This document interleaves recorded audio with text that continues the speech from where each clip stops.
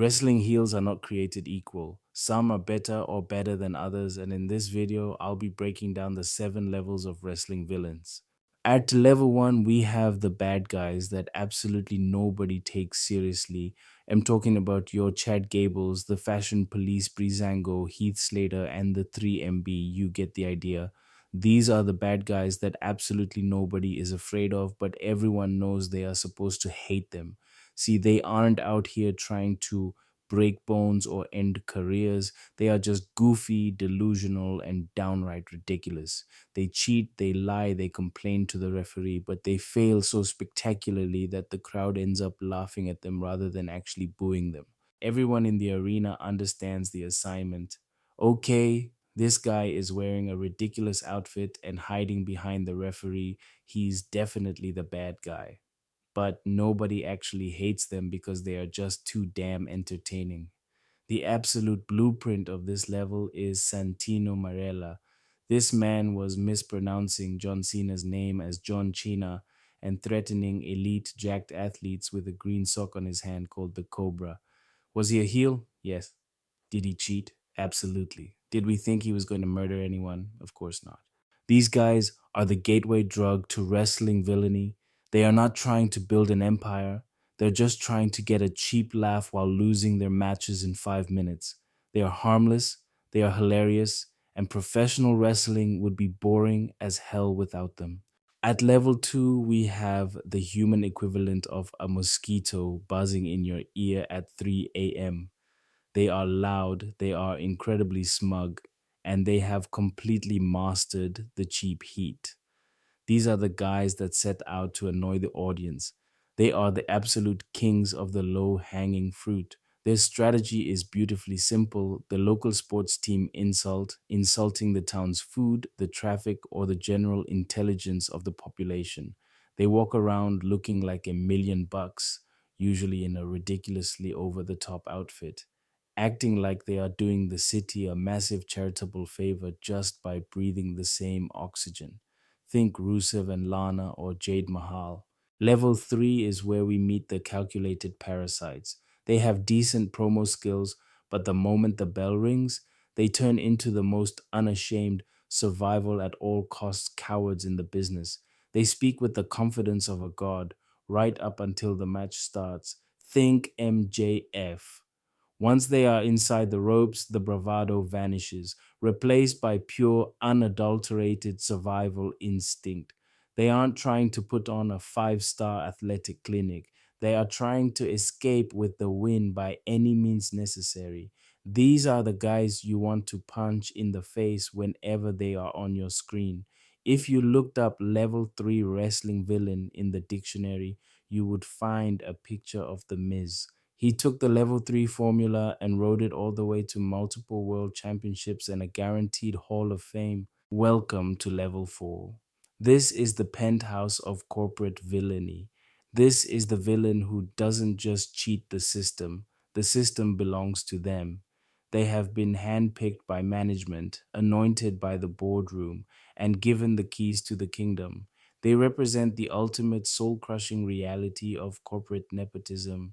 They get the private jets, the custom suits, the top tier protection, and a guaranteed ticket to the main event. These are the guys that will look the fans in the eye and say, "But I didn't sell out, I bought in." To them, loyalty, brotherhood, and the fans' respect are just childish obstacles holding them back from their rightful throne. With the corporate machine behind them, they are practically untouchable. The referees look the other way, the match stipulations are rigged in their favor, and if anyone gets too close to dethroning them, a corporate security detail is deployed to clean up the mess.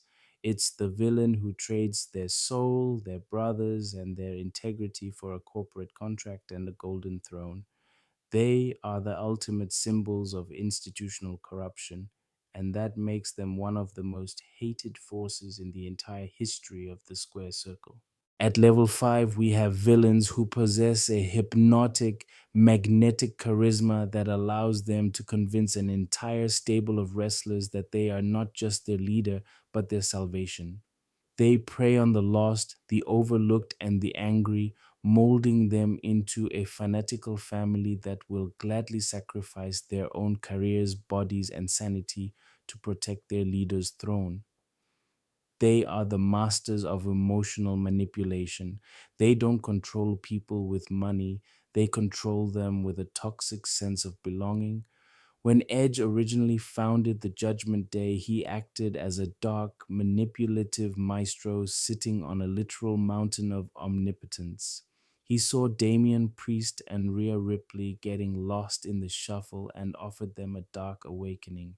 He taught them to stop caring about the fans and start taking what was theirs. A level 5 villain is uniquely terrifying because you cannot easily isolate them.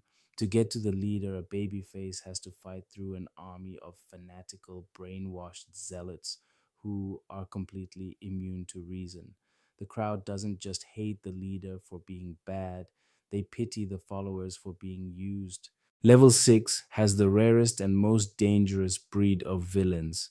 A level 6 heel doesn't need a faction to fight their battles, and they don't need management to rig the rules. They are simply smarter, sharper, and more tactically advanced than everyone else in the arena. They have converted the wrestling ring into a giant chessboard, and they are always 3 moves ahead. They don't just beat their opponents, they mentally break them by exploiting every psychological flaw, every blind spot, and every rule in the book. I am talking about the rated R superstar Edge and the legendary Eddie Guerrero. There is a reason Edge's definitive moniker is the ultimate opportunist. He was the master of spatial awareness and timing. Edge didn't need to be the strongest man in the room because he was always the most calculated. He watched the landscape of WWE like a hawk, waiting for the perfect moment of vulnerability to strike. Whether it was hiding inside a fake camera to attack an opponent, manipulating romantic relationships to gain management favors, or setting traps using the geometry of a steel cage, Edge treated every match like a tactical operation. He outsmarted icons like John Cena, Matt Hardy, and The Undertaker not by outmuscling them, but by outthinking them. At level 7, we have the unintentional villains. This is the tier of the heels who don't know they're heels. They are the baby faces desperately manufactured by the corporate machine, pushed as the ultimate smiling heroes of the company, while the fans reject them with a visceral, burning passion. They aren't trying to generate heat. They think they are doing the right thing, which makes the audience hate them even more. It is the most fascinating, awkward, and unscripted phenomenon that can only exist in wrestling, and its absolute poster child is Roman Reigns, circa 2015. Usually, with this heel, the audience feels their intelligence is being insulted and they revolt. It's usually the same tale. Management falls in love with a look, a pedigree, or a specific demographic appeal and decides this is our next top guy, whether you like it or not, because management is trying to write a traditional old school white meat hero for a modern cynical crowd. They feed the wrestler corny, overly scripted promos that feel completely fake. The more the commentators scream about how inspiring and heroic this person is, the more the live crowd desperately wants to see them get crushed. In 2015, WWE desperately wanted Roman Reigns to be the next John Cena. The Shield had split, and while Seth Rollins became the ultimate level 4 corporate heel, Roman was chosen to be the conquering hero. The only problem? The fans weren't buying a single second of it.